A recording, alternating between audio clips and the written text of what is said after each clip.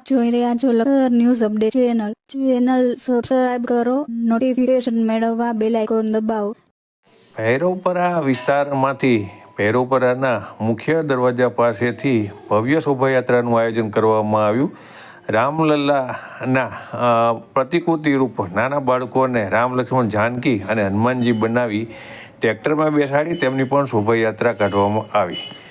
Lakhtar Talvani road ઉપર લખતરનો ભૈરવપરા વિસ્તાર આવેલો છે. આ વિસ્તારના લોકો દ્વારા આજે ભવ્ય શોભાયાત્રાનું આયોજન કરવામાં આવ્યું હતું. તેમના દ્વારા કાઢવામાં આવેલી શોભાયાત્રાની અંદર હૈયું દરાય એટલી બધી માનવ મેદની એકત્ર થઈ હતી.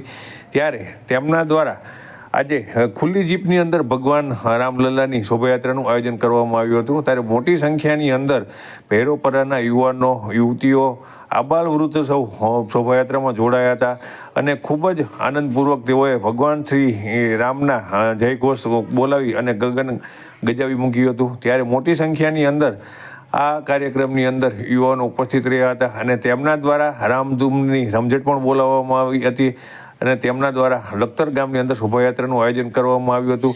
ભૈરવપરામાંથી શરૂ થયેલ શોભાયાત્રા સિયાણી દરવાજા, ખોડિયાલમાંની દેરી, લખતરિયા શેરી, મેઇન બજાર, રામમહેલ પાસે થઈ અને પરત આ જે શોભાયાત્રા છે તે લખતર ના ભૈરવપરા વિસ્તારમાં પહોંચી હતી. આની અંદર લખતર ગ્રામ પંચાયત મહિલા ઉપસરપંચ હીરાબેન વડોદરિયા પણ જોડાયા હતા.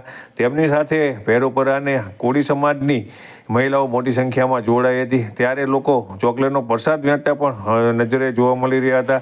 ત્યારે મહિલાઓએ પણ રામધૂનની રમઝટ બોલાવી હતી અને તેમના દ્વારા ખૂબ જ આનંદ કિલ્લોલપૂર્વક આજનો જે આ કાર્યક્રમ છે તે ભાવપૂર્વક, ભક્તિપૂર્વક ઉજવવામાં આવ્યો હતો. નાના બાળકો પણ પોતાની હાથની અંદર કેસરી ધજા લઈ અને તેઓ પણ ફરકાવતા નજરે પડી રહ્યા હતા.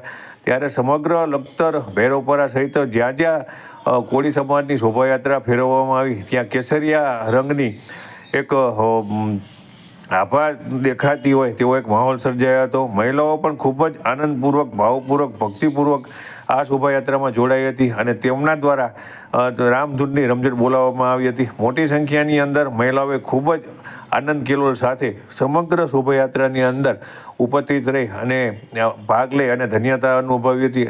તેમના દ્વારા સતત રામધૂન બોલાવવામાં આવી હતી. તેમને શરબત પણ પીવડાવવામાં આવ્યું હતું.